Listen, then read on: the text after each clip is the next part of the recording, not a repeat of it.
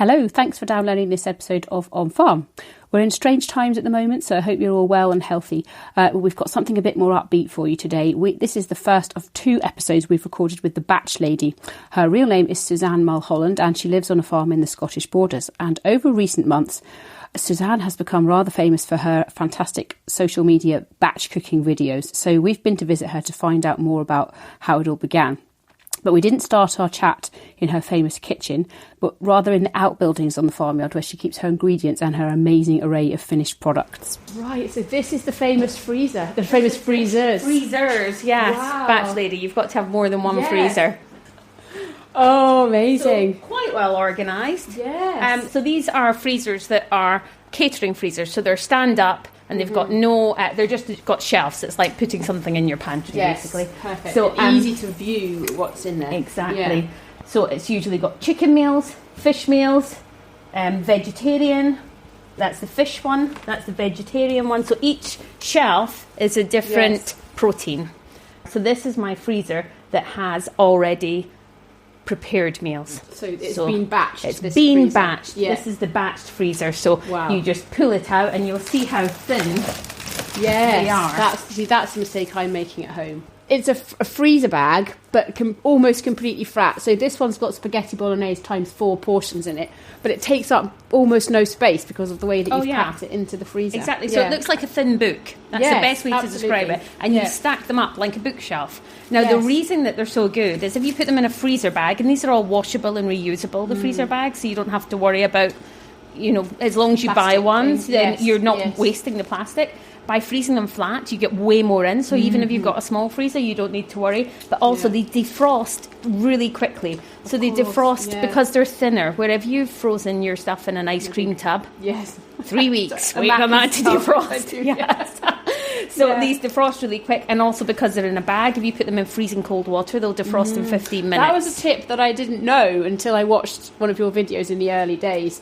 I kind of didn't believe it when I heard it because I thought, how can that be possible? But I tried it. Yeah, so not hot water, or you'll injure someone. Cold water, and they defrost really quickly. So no matter what happens, if the weather turns bad, or you're lambing, or you've got lots of stuff going on, that you can have it already prepared in advance. As you say, without taking too much space up. Yeah, exactly. We don't normally touch too much on topical issues on this podcast, but coronavirus, we're in the grip of it at the moment, although we're still free to move around, so hence we're here. But I think what you do really comes into its own in either the beast from the east, when you're stuck indoors and you can't leave for weeks, or a situation like this, which is currently unknown, but where we could be having to self-isolate for 14 days minimum, and having pre-prepared meals is not just sensible, but actually could be a sanity saver as well. Yeah, without a doubt, I would definitely say so. And because we don't really know what's going to happen in the next few months, it's good to be organised in advance, because if nothing happens and we all end up going about our daily life, the worst case scenario is you've got 20 meals ready in your freezer for whenever you want them, which is perfect. So really, it's a win-win. And really, I'd say that it's just about, before you go to the shops, really thinking about what you do need and how you can make it into a meal, because panic buying is not going to help you. And again, just frozen fruit and veg, it's picked, as you all know, on the farm, and within 20 minutes it's processed and frozen for you. It's full of good nutrients. There's no reason not to use that. If you can't get out for any reason why, you've still got vegetables and fruit that you can feed your family a balanced diet. And then that gives you time to concentrate on the homeschooling, or keep me well away from that. Teachers are a saint. I do not intend to do any homeschooling apart from throwing my guys out on the farm to get on with life. Well, somebody did post something on social media the other day which said, particularly if you're rural, which many of our listeners are, use this opportunity for your kids to learn about, tree species or animals. It's everything that's going on a farm anyway, or in rural areas. It actually could be an opportunity for us to teach our kids something different than just algebra. Yeah, I think I'm a massive fan on kids sort of learning as they go along in normal life. So for our kids, when school stops, they will be with us on the farm doing everything that we plan on doing, and they'll be up at the forestry with us doing bits of that, and they'll be helping with lambing because we're not quite into that yet. So there's lots of stuff that they'll be doing that they will just naturally learn. Before we talk a bit more about the farm, can we just look in freezer number 2? Yes. So this freezer is the non-processed. So this is our beef that has come from our farm. So we've got our beef, we've got our lamb, we've got our game. Oh, yes. Lots of game birds in there. And, we went half on a pig with someone. Oh, excellent. So we've bartered some beef for some pig because we don't have any pigs. Yes. So we've just got half a pig that's came in from friends of ours.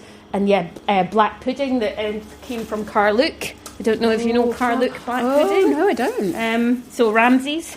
Ramsay's. Oh, yes, I have then. A bit of haggis going on there, which always helps. Oh, yeah. So, this is stuff that I will then take out, defrost it, cook it for a family meal, and then make the rest into other meals that will go into the freezer beside it. Over.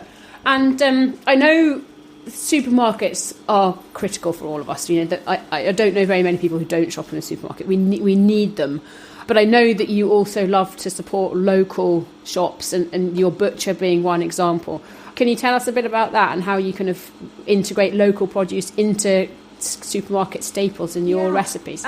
So the majority of my people that follow me on The Batch Lady would be following me because they are working full-time, they're busy, they've got lots going on in their lives, and so they are, because of that, end up shopping in a supermarket.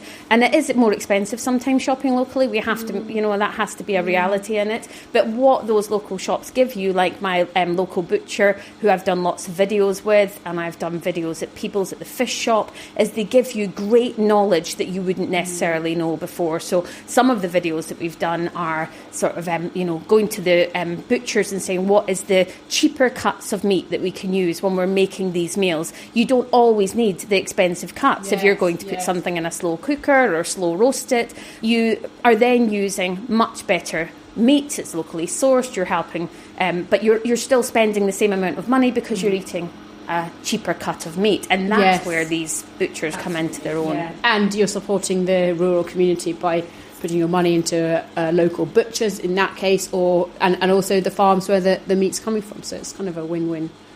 Yeah, definitely is. And I really try to run The Batch Lady on a non-judgment sort of thing, however anybody eats, whether they're carb-free, whether they're vegan, whether they're farmers and they eat a lot of meat. I just don't really get involved. I think batching is for anybody, no matter what your diet is. But I do always tend to say, in terms of meat, that if you can buy Scottish produced meat for animal welfare, it's a lot better. So I've always made a point of saying that if you can possibly do that, and I would rather put half the amount of meat in and substitute it with some lentils and make sure it was better quality meat for my family. But that's my opinion. It depends on the budget that people have. Absolutely. Particularly, as you say, adding lentils and also vegetables. Not only does it fill you up, but actually you're sneaking some vegetables in for perhaps a fussy child in my case, and getting them to eat in a healthy way as well. Yeah, I've started to add in, I've been doing lots on adding in lentils and things that don't look like lentils, because my kids can, spot a kidney bean from a mile away. But things like red lentils that can go into a minced meat dish, you actually can't tell the difference. They disappear, but they bulk it out. So it is cheaper. It's a bit healthier. It's adding in a bit of extra. So it's a good way to eat. So I'm going to be coming up with lots of stuff like that about how to add in those extra bits that can disappear, that eagle-eyed, fussy children don't notice.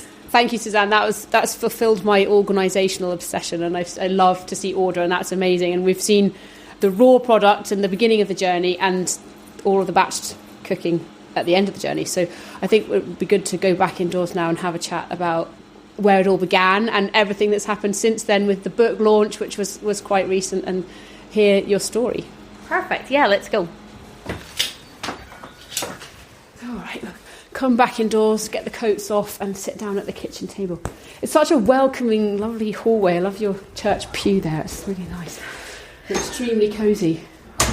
I love a bit of interiors when I get the chance. So, and I see you've got scented candles as well, which always cheers me up. So they smell delicious. Yeah, that's my husband, who is a usual rural man, never knows what to buy. So once upon a time, I once said I liked a certain candle, and I've now got one every single sort of birthday and Christmas, because he has no clue.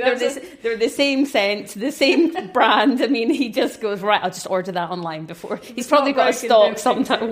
Yeah, exactly. So I do that. I batch by birthdays, presents. Well, I love this because you've preempted some of my questions. And I remember when the first time I met you, you were telling me that actually you'd also kind of batch, as you say, other things, and that you, for example, you get your clothes ready. If you're going to London for something, you get your clothes ready in advance. And so it's all about kind of preparedness, I guess. And that must transfer for you over from cooking into other areas of your life too. Yeah, I think, as lots of your listeners will be in the same boat, as when you live somewhere really remote and rural, you have to be organised. So for lots of stuff, like if my daughter comes in and says I've been invited to a birthday party, it doesn't necessarily mean I'm going to manage to find a present and a card, and it's actually going to be a half a day's jaunt to get to the shops, to buy it, to bring it back. So so I do batch things like that, where I'll take her and say, right, what do you think each girl would like, and we'll do it all at the same time. Yes. And actually you save a great deal of money as well, because you're not spending £3 on a card. You're buying a pack of 10, and then we just buy small things and keep them in a cupboard up the stairs, and then when she comes in and says I've been invited to a birthday party, boom, already organised. Yes. And that'll be handy at Christmas time as well, I should think. Yeah, I mean, lots of stuff like that I think is really good to have organised. But I think a lot of people who live in the rural community are all like this. We've all been sort of brought up that, most of us have what's called a sweetie cupboard, because there's no ice cream van coming around here. You're not going to the local shop. So yeah, we buy our sweets, and then I just have to fend the children off. So it's very high up. Absolutely. And what about, this might be a cheeky question, but what about things like gin? Do you batch by gin? Oh, yes. Now, I could let you see my pantry. But, we batch by a lot of alcohol, yeah.